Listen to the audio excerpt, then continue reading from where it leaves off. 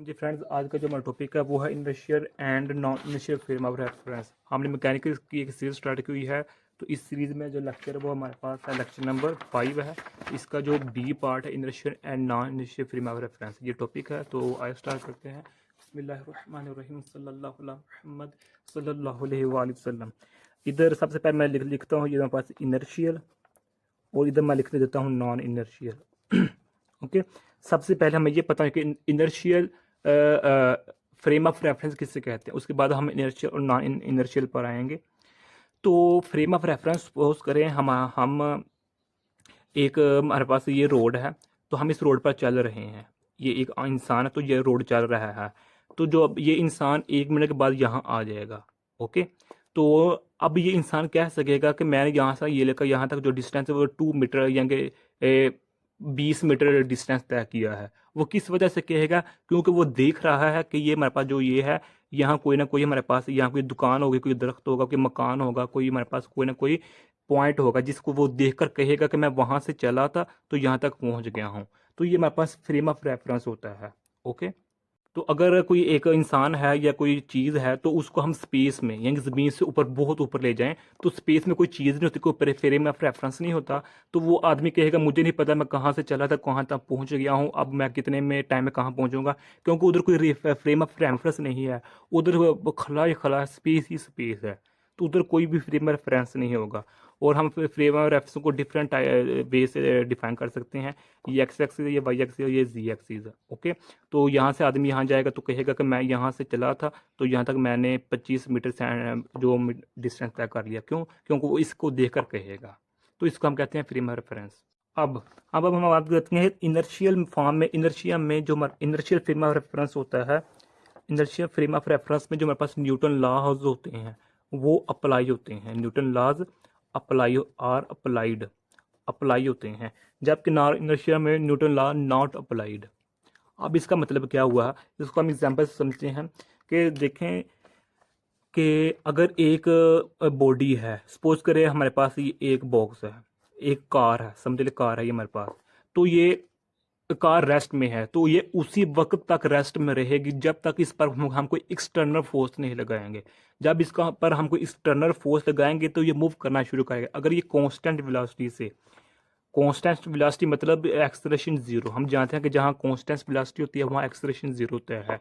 तो अगर ये ऑब्जेक्ट पहले रेस्ट में था तो रेस्ट में पड़ा हुआ था, तो हम कहते थे ये body inertial frame of reference में है। जब हमने इस पर फोर्स लगाई तो फोर्स लगाने के साथ अगर ये कांस्टेंट वेलोसिटी के साथ मूव कर रहा है यानी कि एक्सेलरेशन जीरो है, तो हम तब भी यही कहेंगे कि ये इनर्शियल फ्रेम ऑफ रेफरेंस है। तो इसका मतलब क्या हुआ कि हम ये कह सकते हैं कि जहाँ न्यूटन का फर्स्ट लॉ अप्लाई होता है, न्यूटन का फर्स्ट लॉ अप्लाई यही कहता है कि अगर कोई चीज़ की रेस्ट में तो रेस्ट में रहेगी, अगर चीज़ की मोशन में तो वो मोशन में ही रहेगी। तो हम कह सकते हैं जहाँ न्यूटन का फर्स्ट लॉ अप्लाई हो रहा होता है तो वहाँ जो इनर्शियल होता है वो इनर्शियल फ्रेम ऑफ रेफरेंस होता है, non inertial frame of reference नहीं होता। तो सिमिलरली हम अगर बात करें कि non inertial frame of reference में जो हमारे पास होती है, अगर एक चीज़ मोशन रेस्ट में पड़ी हुई है, कार है तो वो रेस्ट में है, तो हम कहेंगे ये non inertial frame of reference नहीं है। क्यों? क्योंकि ये रेस्ट में ही है।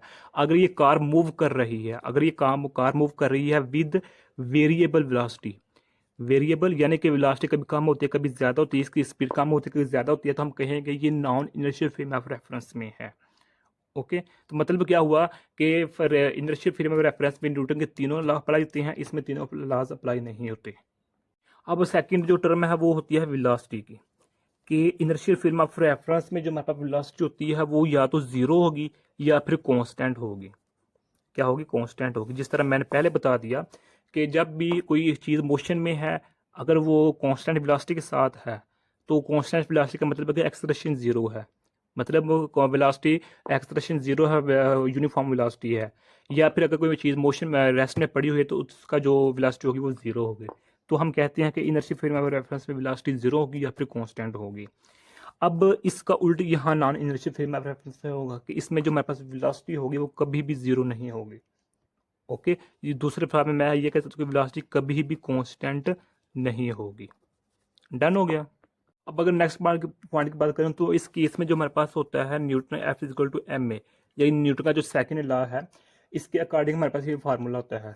तो यहाँ हमारे पास एम है तो एक्सलेरेशन किसके इक्वल होता है? एक्सलरेशन किसके इक्वल होता है जी? एक्सलरेशन इक्वल होता है double differentiate with respect to time. ये मैं एक्सलरेशन इसके इक्वल होता है।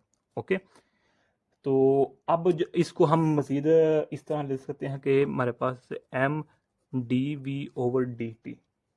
ओके, तो अब यहाँ जो हमारे पास एक्सलरेशन होगा, जो हमारे पास यहाँ जो हमारे पास ये होगा, ये ज़ीरो होगा। क्यों? क्योंकि हम जानते हैं इनर्शियल फ्रेम ऑफ रेफरेंस में जो चीज़ मोशन कर रही होती है वो with uniform velocity. Uniform velocity का मतलब क्या है कि कांस्टेंट वेलोसिटी का मतलब क्या है कि एक्सेलरेशन में हमारे पास क्या होता है? ज़ीरो एक्सेलरेशन होता है, या फिर वहाँ जो हमारे पास वेलोसिटी इधर मैंने लिखा था या वेलोसिटी ज़ीरो होगी या वेलोसिटी कांस्टेंट होगी, इन दोनों चीज़ों में हमारे पास एक्सेलरेशन ज़ीरो होगा। तो इसके उल्ट यहाँ क्या होगा कि इस केस में जो हमारे पास होता है एम ए जो एक्सेलरेशन होता है वो ज़ीरो की इक्वल नहीं होता, वो ज़ीरो की इक्वल या नहीं होता, या फिर वो कांस्टेंट नहीं होता।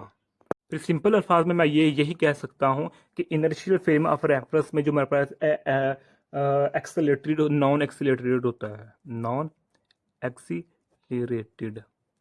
ओके, तो इसमें एक्सीलरेटेड होता है कोई भी बॉडी, कोई भी ऑब्जेक्ट।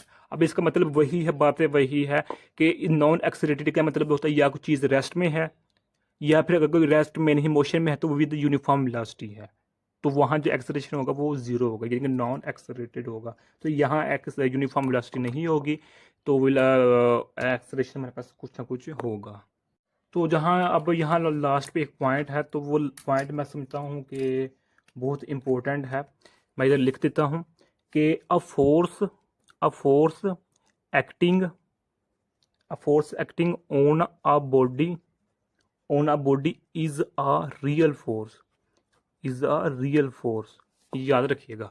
अब इसमें नॉन इनर्शियल फ्रेम रेफरेंस में क्या है कि the acceleration of the frame gives rise to a pseudo force या pseudo force, ये अहम पॉइंट है। यहाँ देखिएगा कि जो हमारे पास इनर्शियल फ्रेम ऑफ रेफरेंस में जब भी कोई बॉडी रेस्ट में है या मोशन में है विद यूनिफॉर्म वेलोसिटी है, तो वो रियल फोर्स की वजह से होती है। सपोज मिसाल के तौर पर कि जो इस इनर्शियल फ्रेम ऑफ रेफरेंस में जो फोर्स लगती है वो रियल फोर्स लगती है। एक ऑब्जेक्ट मोशन रेस्ट में है तो वो रेस्ट में रहेगा, अगर उसको वो मोशन में हालत में आ गया है, यूनिफॉर्म वेलोसिटी में आ गया है, यूनिफॉर्म वेलोसिटी के साथ एक्सेलरेट कर रहा है, तो जो वो उस पर फोर्स लग रही होती है वो रियल फोर्स लग रही होती है उस पर। ओके, अगर हम बात करें कि जो हमारे पास नॉन इनर्शियल रेफरेंस में फोर्स लग रही होती है वो रियल फोर्स नहीं बल्कि स्यूडो फोर्स लग रही होती है। अब ये स्यूडो फोर्स क्या होती है, इस पर हम इंशाल्लाह रहमान नेक्स्ट वीडियोस में इस पर एक बकाया तौर पर वीडियो बनाएंगे, लेकिन इधर मैं हिंट दे देता हूँ कि सपोज करें हम एक ये रोड है, इस रोड पर ये हमारे एक कार है। ओके, इस कार में हम बैठे हुए हैं, तो ये कार जा रही है, तो अचानक आगे से कुत्ता आ गया, कोई बिल्ली आ गई है, कोई भी एक रोड़ा आ गया, जो भी चीज़ आ गई है, तो ये ड्राइवर उसने एक दब से एक ब्रेक लगा दी है।